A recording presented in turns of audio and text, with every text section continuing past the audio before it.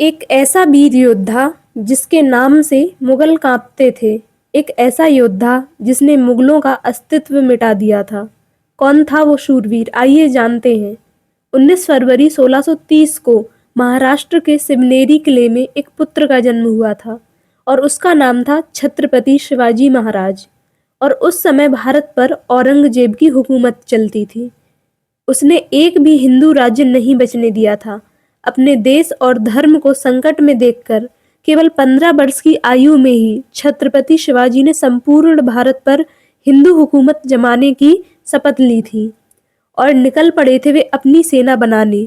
लेकिन 15 साल के बालक का साथ आखिर कौन देगा, जिसके बाद उन्होंने अपने मित्रों के साथ मिलकर बीजापुर की सल्तनत पर हमला बोल दिया और 16 साल की उम्र में शिवाजी ने तोरणा के किले को विजय प्राप्त कर लिया।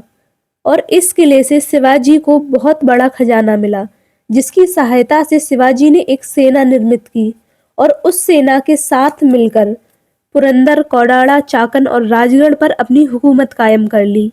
धीरे धीरे शिवाजी ने अपनी सेना का विस्तार किया और कोंकण पर भी विजय प्राप्त कर ली। वहां भगवा ध्वज लहरा दिया। 40 किले, 9 सामंत और 60,000 सेना के सरदार शिवाजी महाराज ने बीजापुर की सल्तनत पर हमला कर करके उसे खोखला कर दिया था। अपनी सल्तनत खत्म होते देख बीजापुर का सुल्तान अली आदिल शाह कांप गया था। उसने अपने सेनापति अफजल खान के साथ एक बड़ी सी सेना को शिवाजी के इलाके में भेजा। उस समय शिवाजी प्रतापगढ़ किले में थे।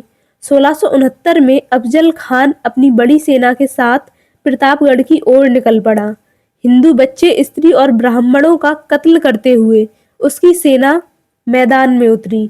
अफजल खान के इरादे शिवाजी को मारने के थे, इसलिए उसने महाराज के सामने एक संधि प्रस्ताव रखा। अगले दिन महाराज की अफजल खान से मुलाकात हुई। गले मिलने के बहाने लंबे चौड़े अफजल खान ने शिवाजी महाराज को दबोच लिया और उनकी पीठ पर खंजर से वार किया। लेकिन लोहे का कवच पहने हुए शिवाजी पर इसका असर नहीं हुआ और शिवाजी ने अपने बाघ नख से अफजल खान को वहीं चीर के रख दिया। अफजल खान की मृत्यु के बाद उसकी सारी सेना युद्ध मैदान छोड़कर भाग निकली।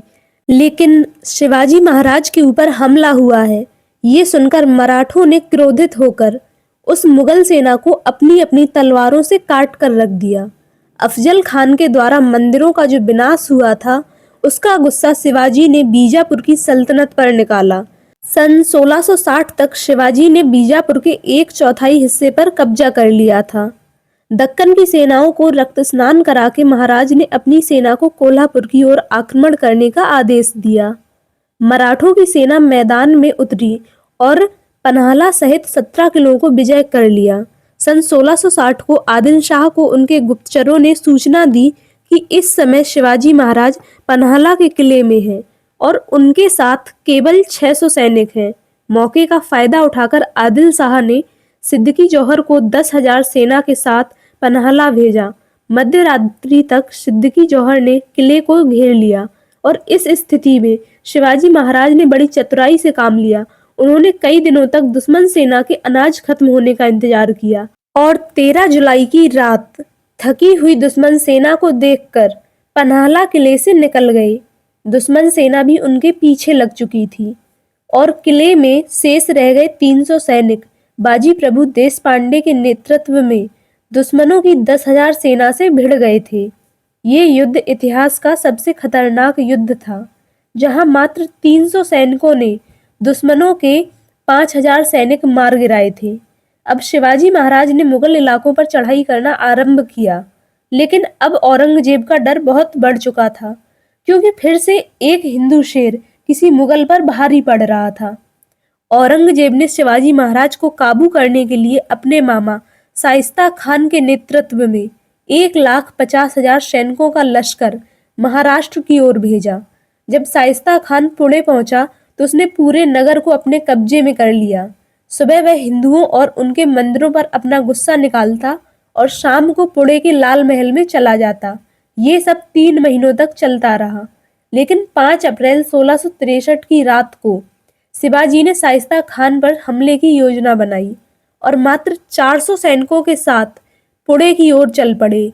मराठे वेश बदलकर किले में प्रवेश कर गए और जब शाइस्ता खान ने अपने सामने मौत रूपी शिवाजी महाराज को देखा तो उसकी रूह कांप गई और डर के मारे वो किले की छत से कूद गया और शिवाजी की तलवार ने उसकी 3 उंगलियां काट दी। अचानक हुए इस हमले से किले में भगदड़ मच गई और सारे मराठे मुगलों को चकमा देकर वहां से निकल आए। सन 1664 में मराठों ने मुगलों के सबसे अमीर शहर सूरत पर चढ़ाई कर दी।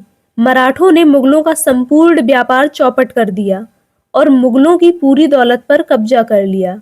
इस पूरी घटना ने औरंगजेब का गुस्सा और बढ़ा दिया था और उसने शिवाजी महाराज से बदला लेने के लिए आमेर के राजा जयसिंह को एक बड़ी सेना के साथ युद्ध में उतारा।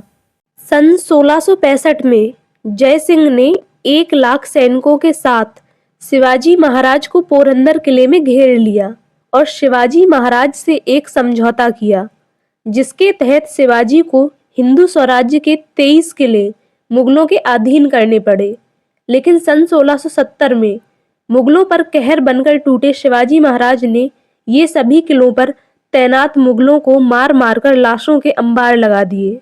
मात्र 4 महीनों में उन्होंने एक एक करके अपने सारे किलों पर भगवा ध्वज लहरा दिया।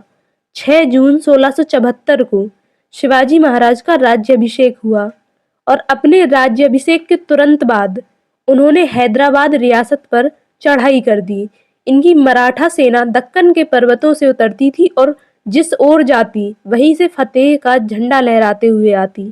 छत्रपति शिवाजी महाराज ने कर्नाटक से होते हुए मैसूर, तमिलनाडु आदि इलाकों पर विजय प्राप्त करते हुए 3 अप्रैल 1680 को रायगढ़ के किले में हनुमान जयंती के दिन वीर छत्रपति शिवाजी महाराज का निधन हो गया।